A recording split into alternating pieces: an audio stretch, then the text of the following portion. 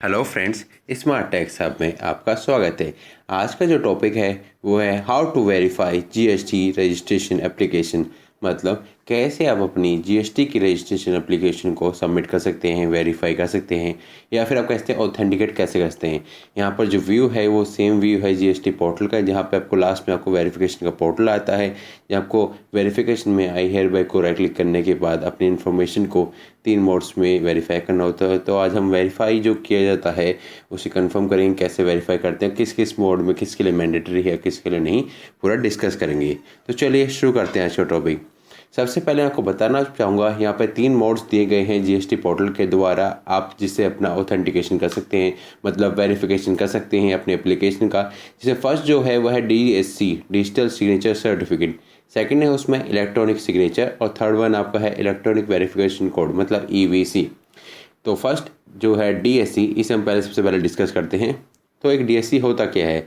DSC आपको होता है डिजिटली इक्विवेलेंट ऑफ फिजिकल और पेपर सर्टिफिकेट। तो जीएसटी जो आपका होता है वो इलेक्ट्रॉनिक फॉर्म में होता है और सेम आपके सिग्नेचर की तरह काम करता है, लेकिन वो इलेक्ट्रॉनिक फॉर्म में होता है instead of physical form, but वो इक्विवेलेंट होता है आपका फिजिकल फॉर्म के।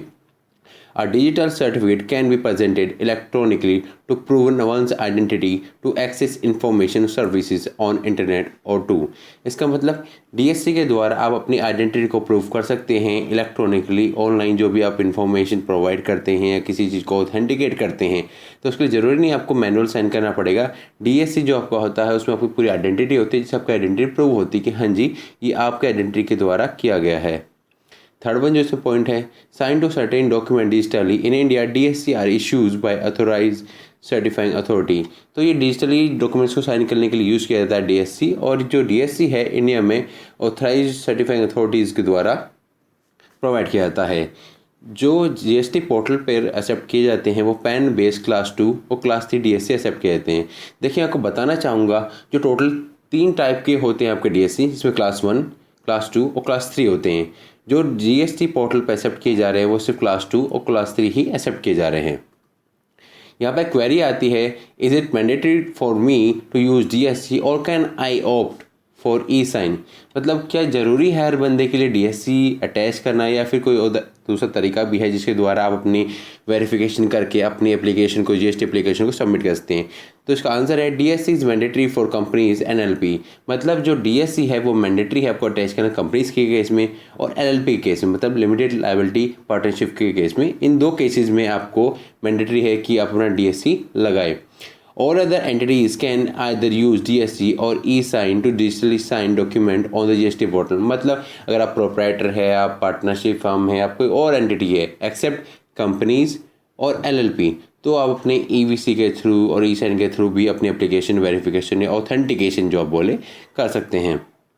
सेकंड जो आता है वो यहाँ पे इलेक्ट्रॉनिक साइन। तो इलेक्ट्रॉनिक साइन क्या होता है? देखिए इलेक्ट्रॉनिक साइन क्या होता है, बड़े सिंपल सा है। ये जिस एंटिटी के पास, जिस यूज़र के पास या टैक्स पेयर के पास आधार नंबर है, तो क्या किया है सीबीएसई ने, आपके आधार नंबर पे जो मोबाइल नंबर आपका रजिस्टर्ड है उस पर आपको एक ओटीपी सेंड किया जाएगा।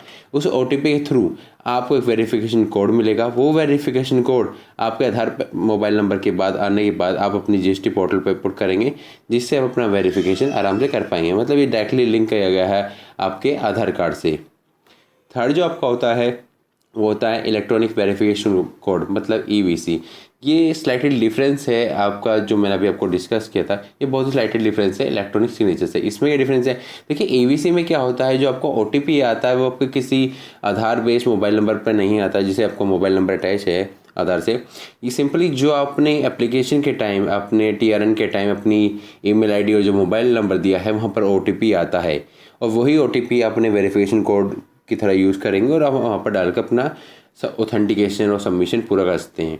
देखिए अगर आप कंपनी हैं या एलएलपी है तो आप ईवीसी और ई साइन यूज़ नहीं करते हैं, बट अगर दिन आप कंपनी हैं या फिर एलएलपी है, मतलब इन दोनों के अलावा कुछ भी आप है, प्रोप्राइटरशिप, पार्टनरशिप या किसी भी और एंटिटी में कवर्ड होते हैं, तो आप ईवीसी के थ्रू बेस्ट पॉसिबल वे है कि आप ईवीसी से करें। बिकॉज ज़रूरी नहीं हर किसी का मोबाइल नंबर आपका अटैच है आपके आधार कार्ड से, कि बहुत सी प्रॉब्लम देखी गई है क्लाइंट्स के साथ भी, किनका मोबाइल नंबर अटैच नहीं था। तो बेस्ट पॉसिबल यही है कि अगर आप कंपनी नहीं है, एलएलपी नहीं है, तो सीधा ईवीसी पर जाइए और अपनी जो मेल आईडी है, मोबाइल नंबर है, वहाँ पर ओटीपी मंगाइए और अपना ऑथेंटिकेशन कंप्लीट कर दीजिए। तो आज के लिए इतना ही। अगर आपने अभी तक हमारा यूट्यूब चैनल सब्सक्राइब नहीं किया तो प्लीज़ सब्सक्राइब किए, और ये हमारी वेबसाइट है smarttaxhub.com। यहाँ पर जाकर आप अपना क्वेरी फॉर्म फिल करके फ्री ऑफ कॉस्ट कंसल्टेशन ले सकते हैं। इस वीडियो को देखने के लिए थैंक यू।